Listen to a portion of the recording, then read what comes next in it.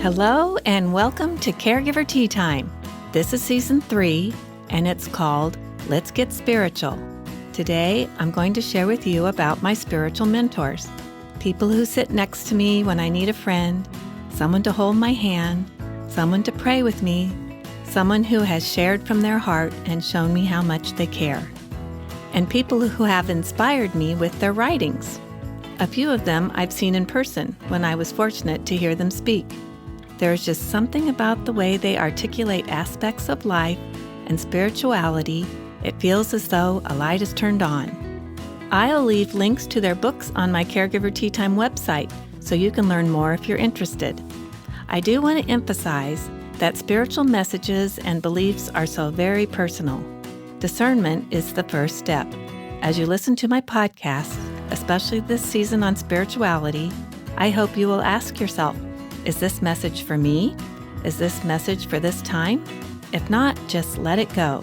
Okay, I have some special people to tell you about, so let's get started.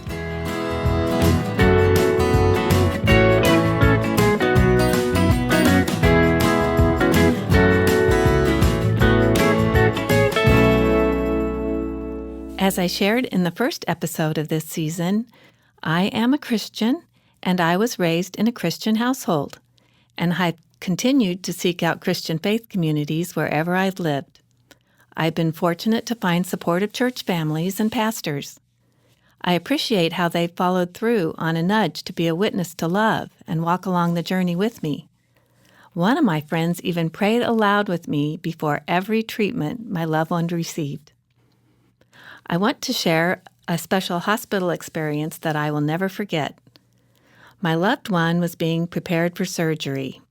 The surgeon had just left after explaining how dangerous the surgery could be, and he was cautious and he made no promises. I wondered if it would be better not to do the surgery at all and just face the progression of the disease, and I couldn't even make sense of it. Either way, it felt like a long and difficult road, and all I did was cry. Right then, I heard a knock at the door. My pastor Mario was there, and I told him of our dilemma. He had brought his Bible and said he wanted to read a passage to me. It told the story of a paralyzed man who was carried on a mat by his friends to see Jesus. They heard that Jesus was teaching nearby and hoped that their friend could be healed and able to walk again. When they got there, it was very crowded, so they cut a hole in the roof of the house to lower their friend down into the room where Jesus stood. Then my pastor said to me, "Let us do that for you. Let us be like the friends in this story. Let us pray for you and bring you to Jesus." And it's true, I was paralyzed by worry, and on that day I was blessed by a pastor and a church family who carried me in prayer until, just like the man in the story who picked up his mat and walked home, I was able to walk again with courage. And this story has another good ending. One of the medical team members ordered an MRI, so the surgeons had a clearer picture of what to expect. This young doctor knew how much I was worried, and she pulled me aside and showed me the MRI film. She was so excited to point out where the surgeon could find a space to cut and not injure the organs nearby. What amazing support I had. And indeed, the surgery was a success. Now I'd like to share about the authors who have inspired me. Over the past 30 years, I've been a caregiver to someone very close to me 4 times, and that has given me a lot of time to ponder the meaning of life and this universe and everything in it, seen and unseen. And in those 30 years, I've read and listened to a lot of books. There have been a few authors that stand out. There's something about the way the words came across to me that just made sense, or they offered specific things I could do to make my life more fulfilling and abundant when I faced difficult challenges and felt alone. So today I'll share about C.S. Lewis, Richard Foster, Maryanne Williamson, David Hawkins, and David Brooks. I'll introduce you to each one, and then I hope you'll discover more on your own. I want to start with C.S. Lewis. He is at the top of my list. He was a British writer and a literary scholar. He's best known as the author of The Chronicles of Narnia, a children's fantasy series. The idea for that series developed when during World War II, children were evacuated from London to the countryside, and 4 children came to live with Lewis at his country estate. People in the city were confined to shelters, and they huddled in their homes, and they faced life and death every day. He was asked by the BBC to give broadcast talks over the radio about faith. The first 5 of these talks were so successful, people wrote in begging for more.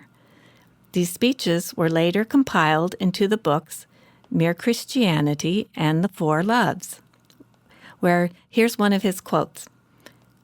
"We want to know whether the universe simply happens to be what it is for no reason, or whether there is a power behind it that makes it what it is. No mere observation of the facts can find the power. There's only one case where we can know whether there is anything more, namely, our own case." I suppose you could say that what I'm doing in this podcast is sharing my own case with you. The next mentor's book, Celebration of Discipline, gave me direction for spiritual growth. His name is Richard Foster. He's a Christian theologian in the Quaker tradition. He founded Renovari, a nonprofit organization that provides resources for a life with God. For me, even though I know what I want to be doing, I still do things that get in my way. Richard Foster shares how spiritual disciplines can open the door to God and lead us to where we really want to be. My third mentor is Maryanne Williamson. When my son was in the hospital getting his transplant, there was a yoga session offered in the family lounge, and I was the only one who showed up, and it was wonderful. The instructor and I were talking, and she asked if I'd ever heard of Maryanne Williamson, who gives weekly lectures at a church in New York City. I had not heard of her then, but I was led to attend her lecture that night. I was surprised and impressed, and I felt grateful for what she shared. Her insights are based on A Course in Miracles, a unique spiritual self-study program designed to awaken us to the truth of our oneness with God and love. She shares her story in her books A Return to Love and From Tears to Triumph. The fourth is David Hawkins. He has an incredible story as an atheist facing death. As the final moment approached, a thought flashed into his mind. But what if there is a God? So he called out in prayer, "If there is a God, I ask him to help me now." When he awoke, he was alive and transformed and has told his story in several of his books. He does have a lot of books, but a good place to start is with Transcending the Levels of Consciousness. What makes David Hawkins unique is that he's a medical doctor who practiced psychiatry, and he's also a research scientist, so he's able to explain spiritual things in concrete and scientific ways. The last writer and speaker I want to mention is David Brooks, author of How to Know a Person. He is a New York Times opinion columnist who writes about politics, culture, and what's going on in the world. I first watched him on PBS during the presidential debates, giving his opinion from a conservative point of view. I admire his story and his honesty in telling it. And when I don't know what to think about what's going on in this crazy world, I feel encouraged by his opinions. I think his book, How to Know a Person, is his best and has an important message about reaching out and listening and sharing our stories. I have one more person to tell you about. Nancy is my most recently found spiritual mentor.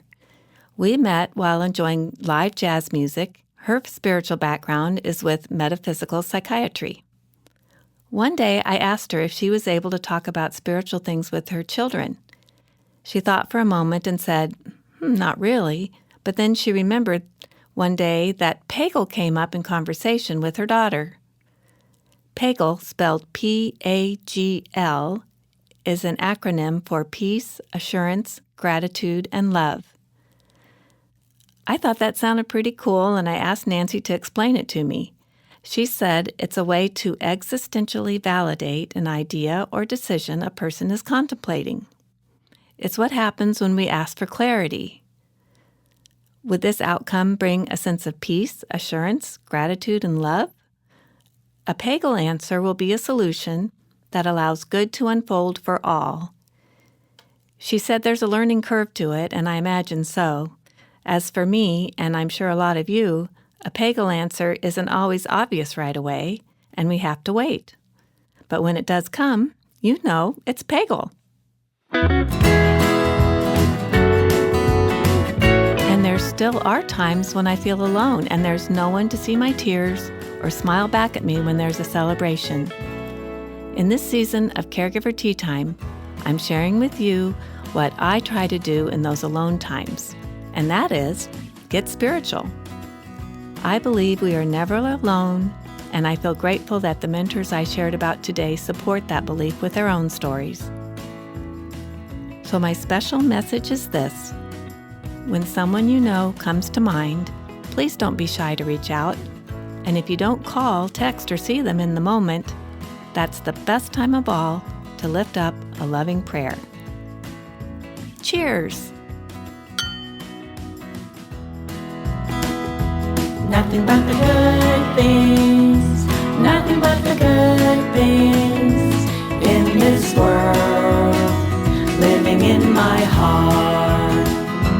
Nothing but the good things, nothing but the good things in this world, living in my heart. Living in my heart. Living in my heart. Caregiver Tea Time was recorded at the Coop Studio, Irvington, New York. Engineered by Sammy Wags and produced by Bianca Grooves.